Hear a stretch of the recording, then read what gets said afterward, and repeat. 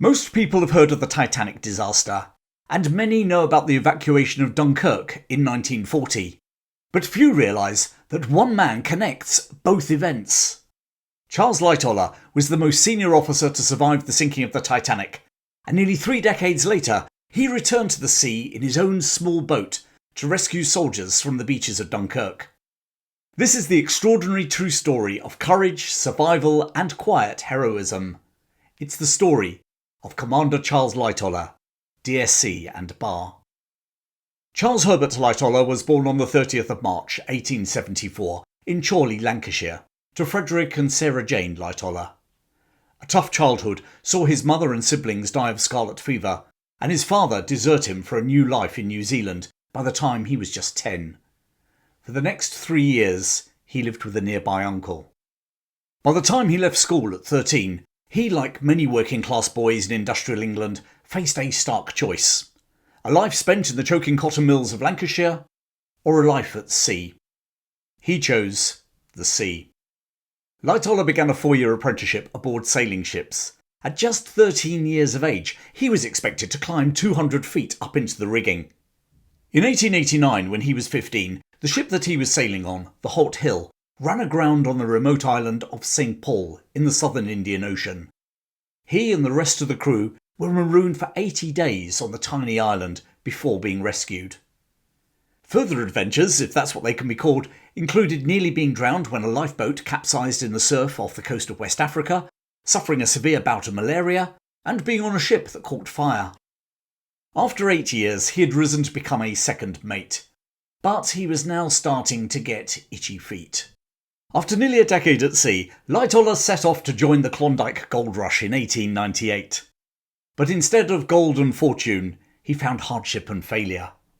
Penniless and disillusioned, he returned to England a year later. Once more, the sea called him. He joined the prestigious White Star Line, serving on the SS Majestic under a man who would later captain the Titanic, Edward J. Smith. Lightoller rose through the ranks, becoming first officer on the RMS Oceanic before in March 1912 being appointed second officer aboard White Star's brand new flagship, the RMS Titanic. On the night of the 14th of April 1912, on her maiden voyage, the Titanic famously struck an iceberg. In less than 3 hours, she would be gone. Of the 2,200 people on board, over 1,500 perished in the freezing waters of the North Atlantic. 38-year-old Lightoller was in charge of portside lifeboats. He followed a strict women and children only policy, to the letter. When panic broke out, he even drew his revolver to restore order, ordering men out of the lifeboat at gunpoint. Refusing to board one himself, when there were no more lifeboats left to lower, he dived into the icy water. He was sucked under by the sinking ship, pinned against a grate, but then a blast of hot air from one of the ship's collapsing ventilators in the boiler room blew him free, shooting him back to the surface. There he swam to the upturned lifeboat, Collapsible B, and for the rest of the night he and about 30 survivors balanced precariously standing up on the upturned lifeboat before being rescued. He was the most senior of the 4 officers that survived the disaster. Lightoller testified at both the American and the British inquiries into the disaster, fiercely defending the White Star Line. But loyalty came at a cost. None of the surviving officers from the Titanic were ever given command of a merchant ship. He was, however, to end up commanding a Royal Navy destroyer during the First World War. As a Royal Navy Reserve officer, he was quickly called up when war broke out in 1914. In 1915, whilst commanding a torpedo boat in the Thames estuary, he used tracer fire to force a German Zeppelin, the L-31, to abandon its bombing run on London, earning him the Distinguished Service Cross. Apart from being awarded the DSC, he was also appointed captain of a torpedo boat destroyer, HMS Falcon, and he spent the next 2 years on the Dover Patrol, protecting Allied shipping in the English Channel.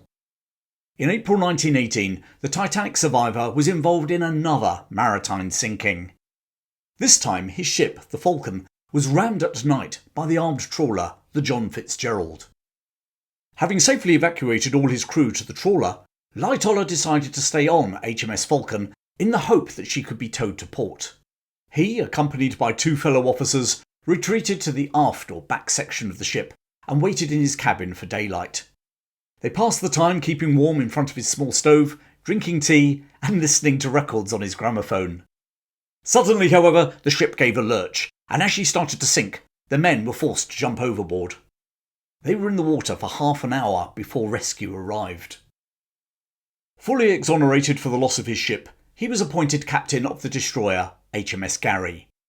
In June 1918 he rammed and sank a German U-boat, the UB-111, off the Yorkshire coast. Survivors of the U-boat later accused Lightoller's crew of firing on unarmed sailors in the water. Lightoller neither accepted or denied the accusation, but as a former merchant seaman, he openly admitted his loathing for U-boats. Controversial or not, it earned Lightoller a second Distinguished Service Cross, and he finished the war with the rank of commander. After the war, Lightoller went back to the White Star Line, but in 1922, quietly acknowledging the invisible wall blocking his and the other surviving Titanic officers' advancement, he resigned. Pursuing a variety of business ventures with varying degrees of success, Charles Lightoller and his wife, Sylvia, purchased a 52-foot motor yacht called Sundowner in 1929, and he moved into semi-retirement. But retirement didn't mean retreat. Just before the outbreak of World War II, the British Admiralty asked Lightoller to take Sundowner on a pleasure cruise along the German coastline. In reality, he was photographing naval installations. His mission nearly ended in disaster when he was almost arrested by a Kriegsmarine patrol boat near the naval base of Wilhelmshaven. He avoided capture by appearing on deck clutching a bottle of gin and pretending to be drunk. It was an impressive piece of quick thinking, which resulted in a narrow escape for the now 65-year-old mariner. But a cruel twist was coming. On just the second day of the war, Lightoller's son, Brian, an RAF pilot, was killed during a bombing raid. Ironically, the target was Wilhelmshaven. Following the phony war, the Germans launched their blitzkrieg on Western Europe in May 1940. By the end of the month, the British Expeditionary Force was trapped at Dunkirk. Operation Dynamo, the evacuation of as much of that army as possible, began on the 26th of May. With the port itself severely damaged due to Luftwaffe bombing, part of the evacuation had moved to the beaches outside the town. The only problem was that the Royal Navy warships conducting the evacuation couldn't get close enough to the shore. On the 27th of May, the Ministry of Shipping started to requisition small, privately owned vessels with shallow drafts that could get in closer and ferry the waiting troops out to the warships. In all, over 850 private vessels were requisitioned to assist the evacuation, and one of those was Sundowner, which sailed down the Thames to the port of Ramsgate in Kent. Contrary to popular myth that they were all crewed by plucky civilians, most were actually crewed by Royal Navy officers and ratings, apart from fishing trawlers and one or two others. One of those exceptions was Sundowner.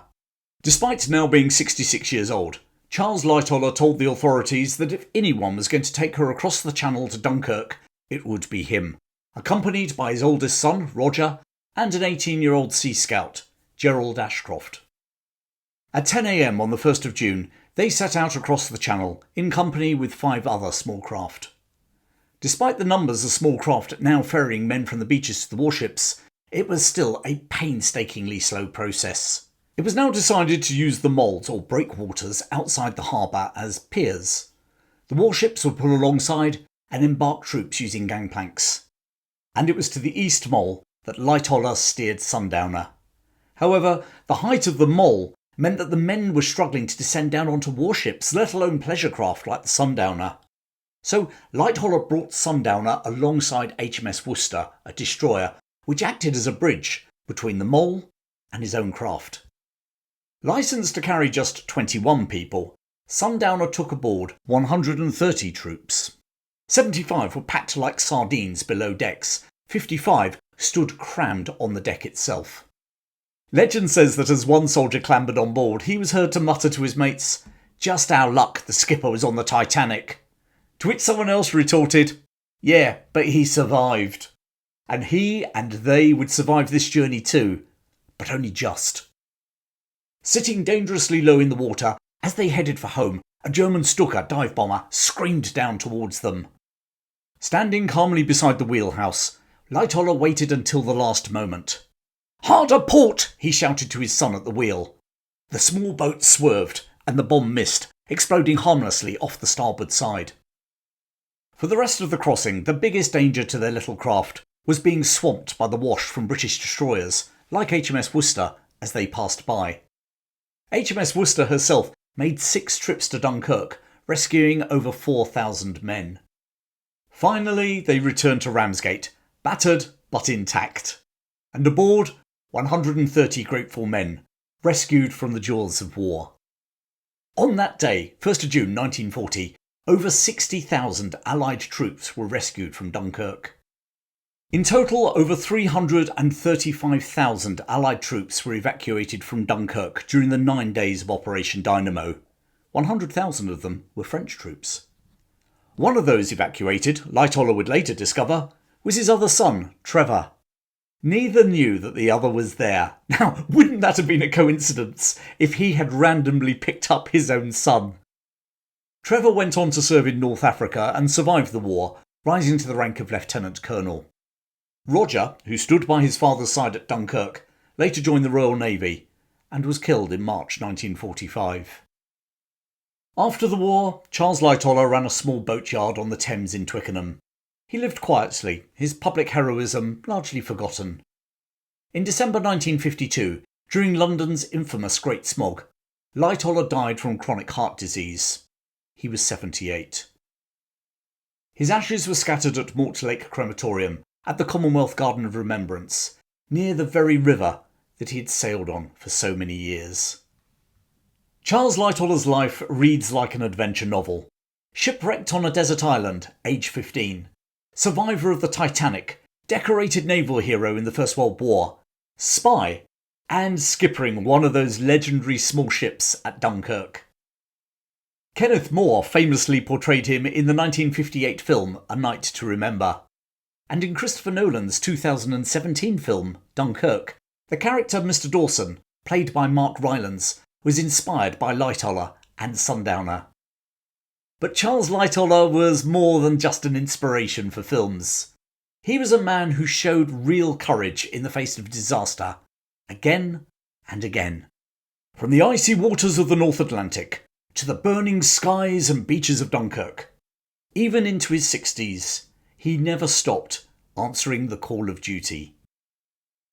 Well, you heard me mention that Charles Lightoller adhered to the Women and Children First policy on the Titanic. Why not find out how that policy came about in the shark-infested waters off South Africa, the HMS Birkenhead disaster? There's a link appearing about now. You can also find out how you can support my channel and get even more history insights, chats and stories from me in the description below. Thanks for joining me today. Keep well, and I'll see you again very soon.